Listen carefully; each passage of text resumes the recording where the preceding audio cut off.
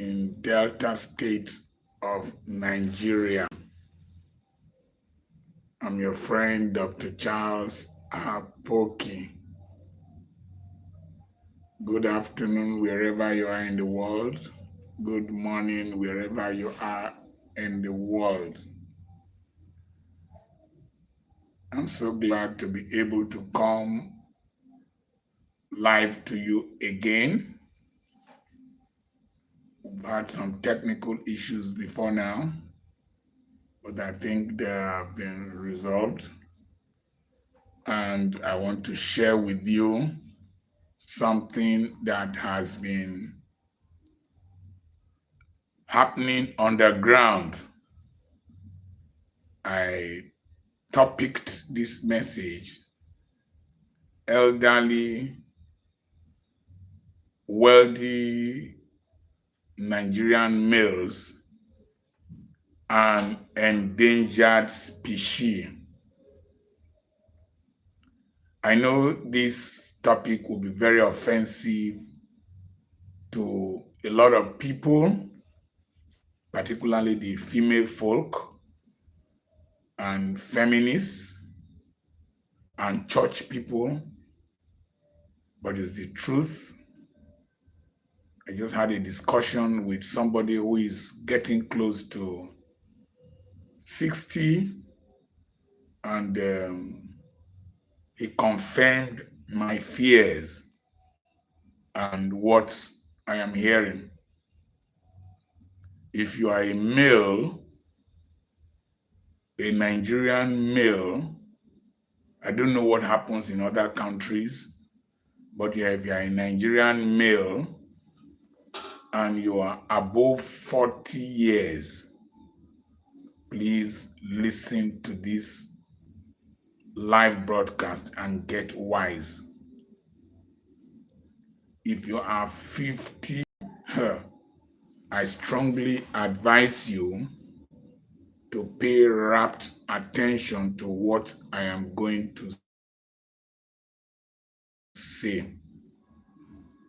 And I want you to start sharing this broadcast to as many of your friends as possible so that a lot of people can benefit from what the experience I want to share.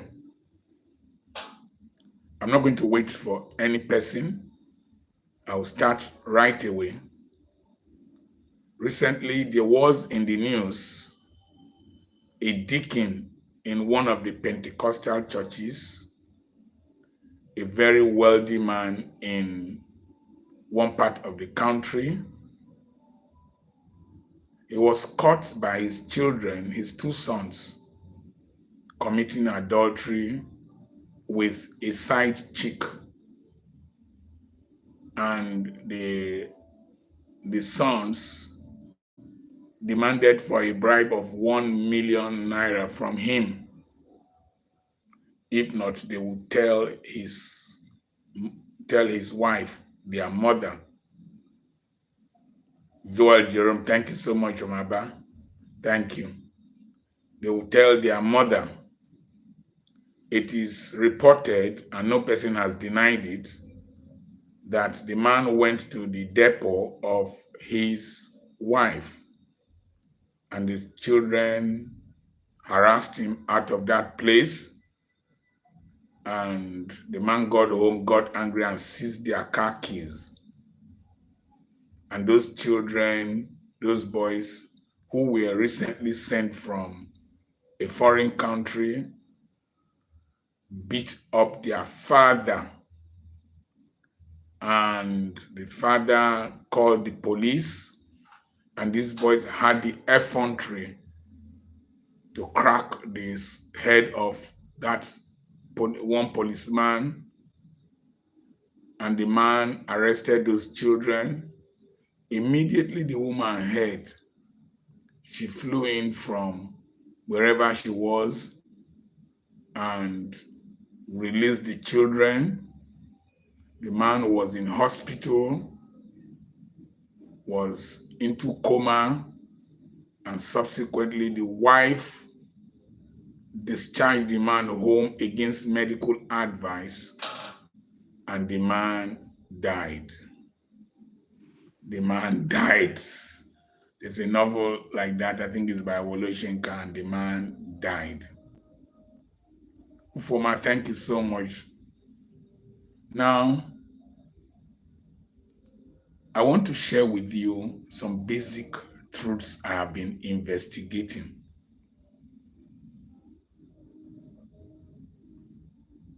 Most Christian men have been preached into stupidity. Preached into stupidity. Ojo Samuel, thank you. We have lost authority in our homes. We have lost leadership in our homes because of the way the messages we are hearing. I could not imagine in those days, even in Christianity, even in Israel, that two boys will beat their father. It was not heard of. One thing that has happened is that since the male species started kneeling down to propose marriage to a woman, he became a slave and a servant. It is not biblical for men to kneel down to propose or engage women. That spirit is not of God. And you might be offended, but that's your business. A lot of females in Africa, because of our emphasis on marriage, marry just to attain status of being married, Mrs. Because being in your father's house is seen as abnormal in Africa. And so a lot of them got married to attain a level of social acceptance. And the next thing, Ayan, thank you so much for validating what I'm saying. A lot of these women, if they get married to you, they see you as a need meter, somebody who meets their need. And so they come in with an entitlement mentality. Unlike in the traditional Jewish or Middle Eastern culture, where the woman was married into the family to contribute to the wealth of the man, and the man owed a responsibility to love her. Have you ever wondered how Muslim men are able to marry 4 women and they remain loyal to the man?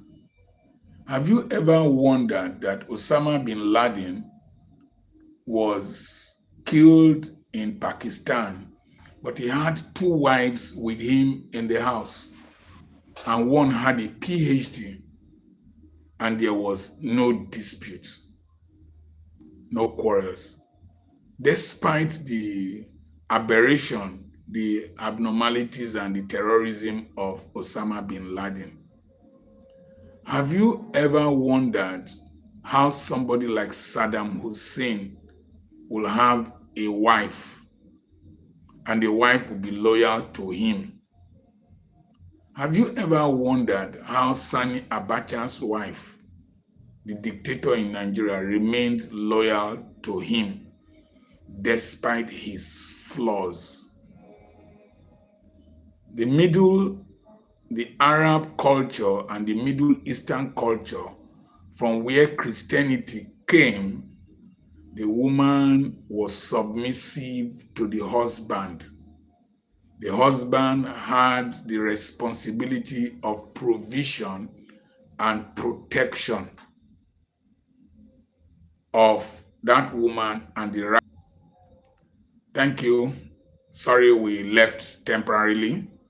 Have you ever wondered why we don't have court cases over inheritance rights when a Muslim man with his 4 wives or even more dies? There's always no contention. It is because the authority of the male is respected. The authority of the husband is respected. The authority of a father is respected.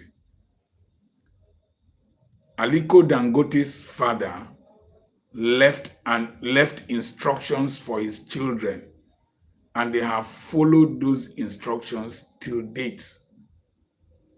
There was a family in the Bible whose fathers told them not to drink wine or live in built houses. They followed the instructions of their father till when Jeremiah wanted them to drink wine and they refused. In the Middle Eastern, sorry for these network issues, I tried to rectify yesterday, but the camera, the other equipment I brought, the picture quality was not good. In the African culture, the male authority was respected. But somehow, with the advent of Christianity, I'm a Christian, I'm a pastor, I'm not condemning Christianity. But when a truth is stretched too far, it becomes a fallacy. The Bible says, husbands, love your wives as Christ loved the church. Women, be submissive to your own husbands. That was the formula that God placed. But feminism and whatever came up in Europe, and the Nigerian church keyed into it. You'll discover that a lot of these feminists are not married. They are not in any stable household with a husband and with children. So you now find out that there is an erosion into the statutes of God, what God put into place. Remember, let me tell you one of the characteristics of womanhood from what I can glean from the Bible. Adam was the one who received instructions from God concerning the fruit. But Eve unilaterally, without consulting her husband, started discussing with Satan in the Garden of Eden. And because of her desire for authority and dominion, in quotes, I don't know how to put it, she ate the fruit. She was enticed by power, the desire to be like God, and they were already God. They were already in the image and likeness of God. The desire for consumption, good for food, pleasing to the eyes, the pride of life. She decided to eat the fruit. She did not consult her husband. She did not tell devil, let us wait for God. Adam played the typical stupid attitude of the modern male by eating the fruit without asking questions. Let's take the case of Abraham.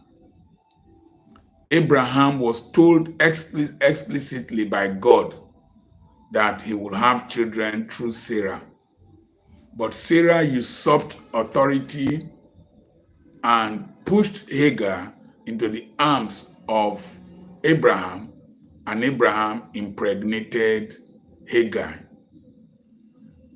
Sarah usurped authority by driving until God told the woman to come back. Sarah subsequently drove Hagar and Ishmael into the wilderness. Remember, she laughed when God was discussing with Abraham and reassuring. Remember Lot's wife. It's in the Bible. Remember Lot's wife. Lot and his wife were told, it was Lot that was the righteous man. Lot and his wife was told, okay, somebody said it's predominant among Black American communities. Lot and his wife were told not to look back. Lot's wife unilaterally looked back and turned to a heap of salt.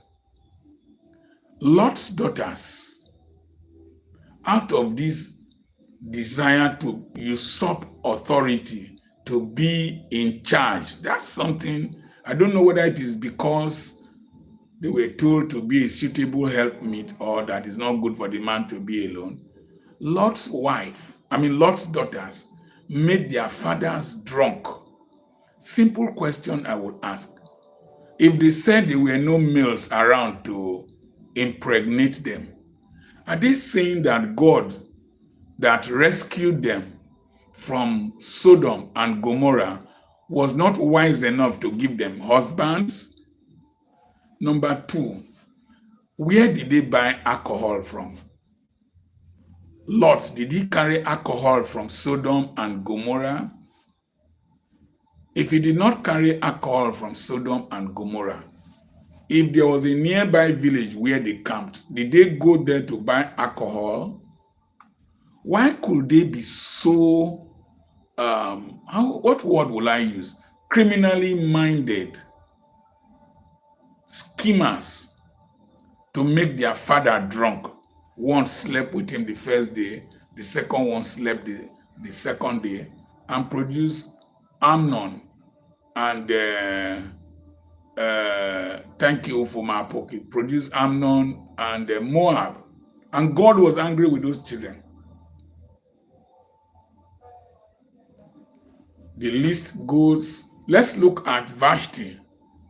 Vashti was told, just come and demonstrate, just come and show your beauty. She rejected that instruction from the husband. And the wise men of that community said, if we don't deal with this issue, all other women will copy that act. So it has been a tendency of womanhood not to know how to manage authority, manage privileges, manage rights from biblical times.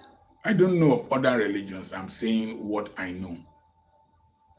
And with the advent of education, the advent of the First World War, Second World War, where women started working in factories to produce parachutes and whatever, they had a certain level of liberation and exposure. Good. And with industrialization and taxation and the challenges that males faced with meeting the needs of the family, women started working. Unlike when the man owned the land, owned the productive capacity, and the women labored for the whole household. In fact, in some of the families that have done well, like the Olagbegi family, the Dangote, the Paal Hassan Dantata family, children were born into the family and women did not own possessions of the children. The children belonged to the dynasty, and all the children and their mothers were obedient to the authority of the husband, and they strived to please the husband.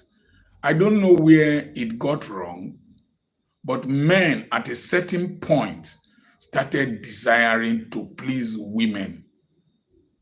And a woman rightly preached recently that the Bible instructed that women love your husbands and train your children, suddenly women started desiring to train their husbands and love their children. Now, the position of the wealthy Nigerian male, I just want you people to be contributing as I am discussing. The position of the wealthy Nigerian male is that he strives to train his children, make them independent, and he strives to empower his wife and own assets and properties with them. But it gets to a point that these women are not this spirit of Eve, spirit of Vashti, spirit of Sarah comes into them. They want to assert independence outside the sphere of control of the husband. The resultant effect is that they become authoritarian and rebellious. And there is a weak point in the psychology of the male. The weak point in the psychology of the male is that he needs sex. He needs sex. Not that he desires sex, he needs it to do well. He needs it to be healthy. He needs it for his blood pressure to come down. Research has shown that a man who has sex frequently has a lower blood pressure. Research has shown that if a man has sex regularly, he's less prone to cancer of the prostate. Research has shown that children in the womb have erection. So erection is a natural tendency of the male. In fact, the man was designed to procreate, and the woman was designed in such a way that she gives out one egg or two maximum every month. So procreation and repopulating the world was not in the control of the woman. It was under the control of the man. And Charles Awuzie posted today, and I shared it, that the more the intelligence of a man and the imaginative capacity of the man, the more his sexual desire. But he's required to control that sexual desire, not to turn to promiscuity. And when a man, that means sexual desire might increase with imagination, the power of imagination. And so when a man, usually men will now marry women who are less intellectually endowed than them, less financially endowed than them, less business inclined than them. And these women now see the men as platforms. But women have this desire to have babies. So in the beginning of the marriage, they are there desirous of sex, to have children and to procreate.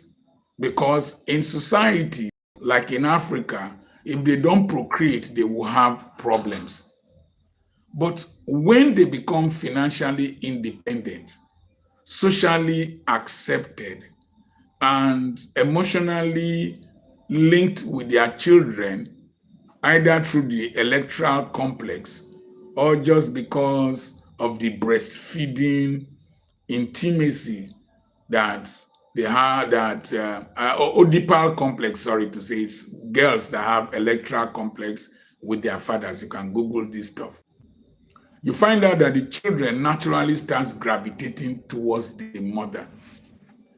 And with time, the sexual desire of the woman declines. Not necessarily because of the hormones, but most probably because the desire to please and attract the husband is no longer there. women offer themselves to men who they feel are difficult to get. That's why you might see a woman attracted to a terrorist, attracted to a bandit, attracted to an armed robber, attracted to a husband that even beats her. So you now marry this woman. She has had children. You are wealthy. You have settled her. You have secured her future. You are no, and she now has company in her children. You are no longer relevant, and there's no desire for her to please you. I saw a bishop some years back. He was discussing with me, and suddenly the wife turned to look at him. The man became nervous and quickly went towards the wife. Recently, he died. He committed adultery before he died. He died, I think he collapsed and died. Let me tell you the truth. A lot of men are living under pressure in their homes. They have this sexual appetite, but the wife has switched off. The man has become irrelevant. If you are a male 40, 50, 60, you know what I'm talking about. There is the sexual desire in you, but your wife is more interested in ministry, is more interested in her shop, is more interested in her businesses, and you are a second option. Second option. So you live frustrated. There is a desire that is not met, and then there is a creation of an impression to the church, to society, to every person around you that all is well. You become an actor under pressure. That is to say, like a slave in your own house. Moreover, you have labored to make these things possible for these children, possible for the family, possible for the wife, and now suddenly you have become irrelevant. There is nothing a man fears and hates than the loss of respect, loss of authority, loss of attractiveness. Research has shown that men who have women that they want to impress and the women respond by loving them achieve more in life than men who don't have that relationship. So there is an inner desire in a man for that cushioning effect of a wife. And when it is not there, when other activities like church, other activities like businesses, other activities like fashion, other activities like women activities replace the man is under frustration and is under stress. Ironically, women can come together and discuss in the hairdressing salon. They have women's fellowship in the church. They can share friendship and fellowship. Men hardly discuss their problems with any person. Ironically, when this tension and reckless behavior of undermining the authority of the man and making the man irrelevant increases, the man's libido also decreases, and the man is no longer attracted to the woman. Even if he's attracted, the man cannot perform. Don't blame men. Don't castigate men when you see them running after younger girls. For men, people like us who don't commit adultery, it is because the love we have for God, the fear we have for God, and the role we play in society. A lot of men are emotionally starved. A lot of men are emotionally deprived. a lot of men are lonely. And because every man wants to create an impression that he's not a weakling, we keep these pains to ourselves. And the tragedy is that most men will die frustrated. There was the case of a man who called a pastor friend of mine and told him, if I die, know that it is my wife that killed me. Know that it is my wife that killed me. That for 10 years, he has not had sexual relationship with the wife. The man told that young man on Thursday, and on Sunday, he died. He died on Sunday. And he left 10 million behind. The woman used the 10 million to build a house that time, and subsequently, within a few months, married a young lover that had been going out with her. So, men are an endangered species, particularly rich men. At a point in your life, you will find out that your wife is thinking about the inheritance that she will get when you die. Forget their fake Christianity. Forget all the show of affection. I've seen the one who called the man, the husband was a prominent pastor. He spent so much.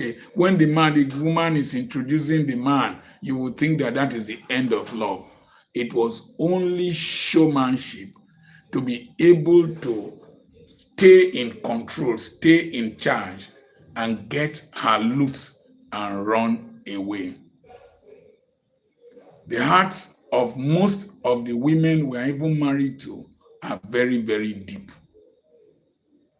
You will find out that even your children can start collaborating with their mother, wishing you are dead.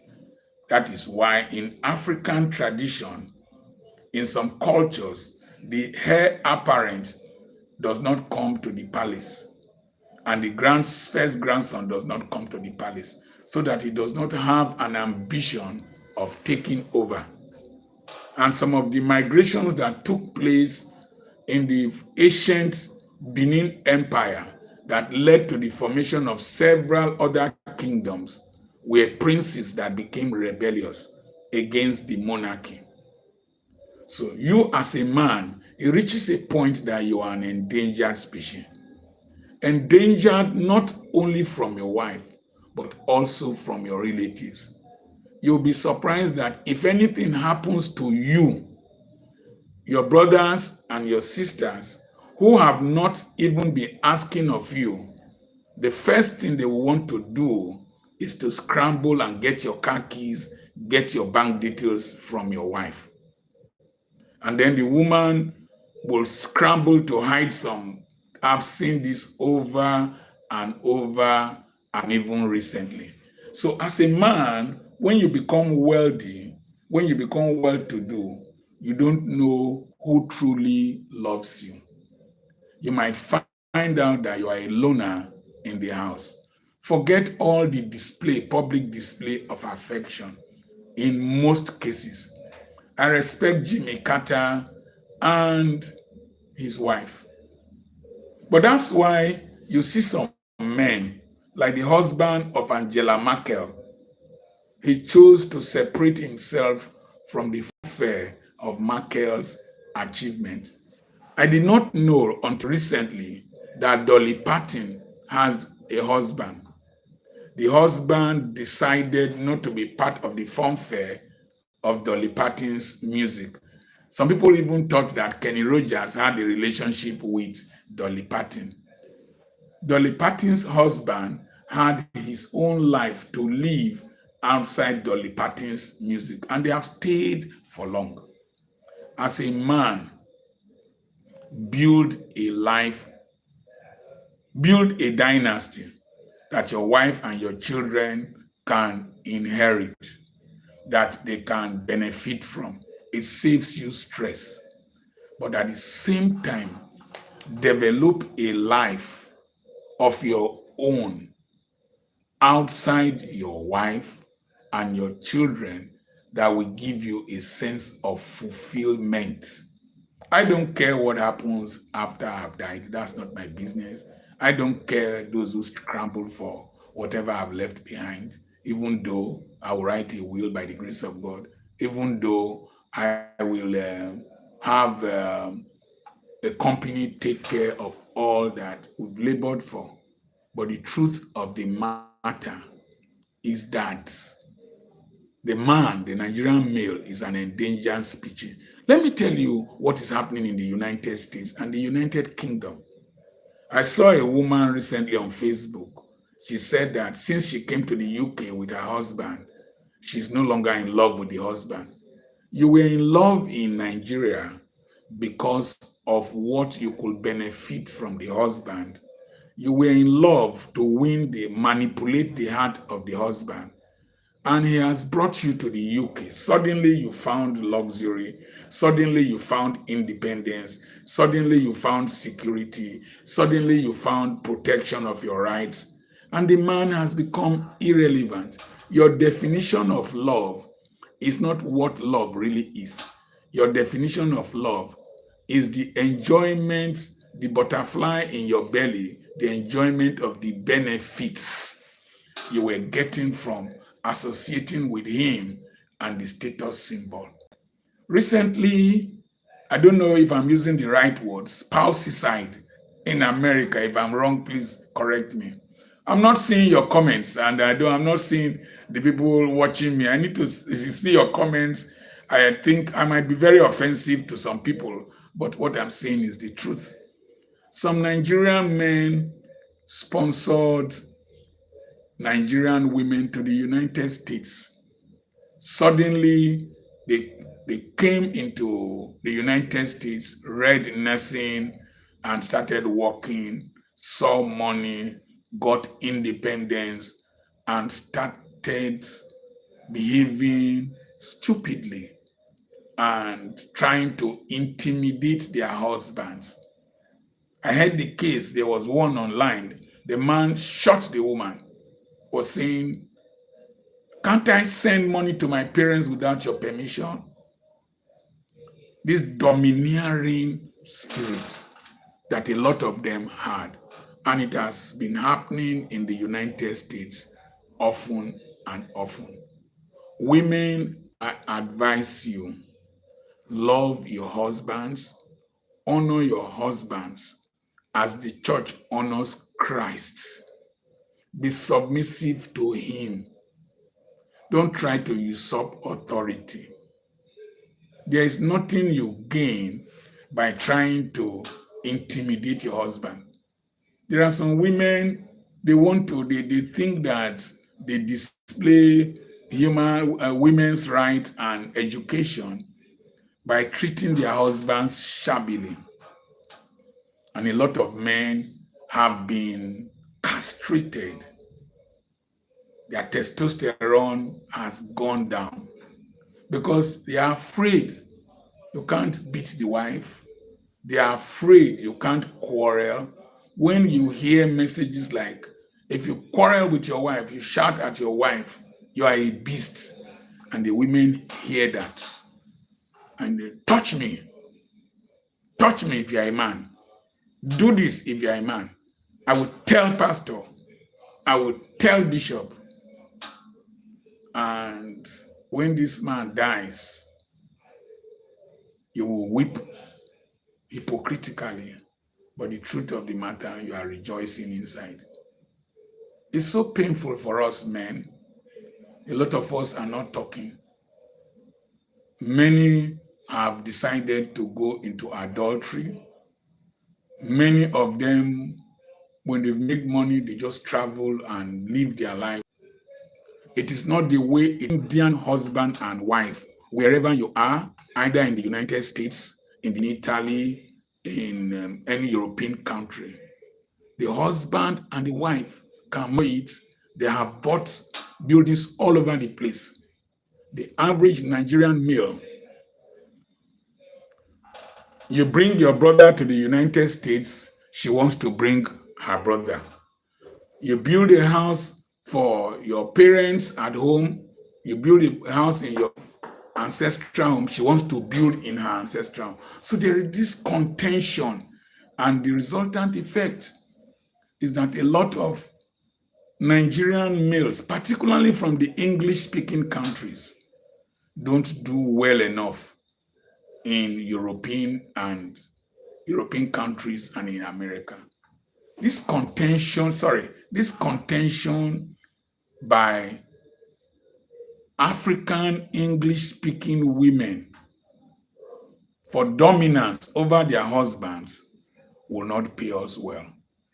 It was not meant to be that. Muslim women, Somalian women, women from Syria, women from Israel, women from Iraq, women from different Middle Eastern countries and their husbands eventually build financial empires in America and in the United States. While the Nigerian male, the Gambian male, the Ghanaian male, the Ugandan male, the Kenyan male are struggling to resolve contention between themselves. It is sad, very sad. I have lived a life, I've had fulfillment in life, and I've known how to handle these issues. And I'm having fun, man.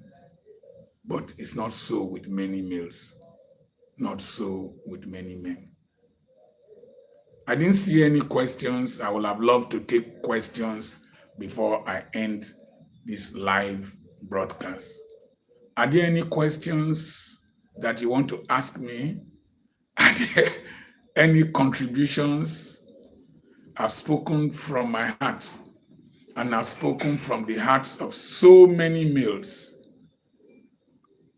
in my age bracket and even below. You can't suppress a man and have peace. You can't put him in your brazier and then give him breast milk to suck anytime you feel like, or put him inside anytime he raises his head. It will not work. The male species was not designed to be dominated. He was given a command to have dominion. Pastors, make sure you balance the messages you preach in your churches. If not, you will preach your men into slavery. I've requested that you subscribe to this YouTube channel, share it with as many people as possible. I don't know if women are going to share this one. Then go to my online bookshop, petrapublications.com, and then do that 1-minute video and send to me. Don't put your name. Don't even show your face. Just do that video to let people know that what we are doing here is making impact. I want to thank you for all your calls. I got calls from Italy today, got calls from Dubai, all your commendations, all your comments. I thank you. I'm doing what God called me to do, and I'm happy doing it. God bless you. Good night from Ughelli in Delta State. Wherever you are, have a great time. Thank you for all your gifts that you are sending, financial gifts, material gifts. Thank you so much. God bless you.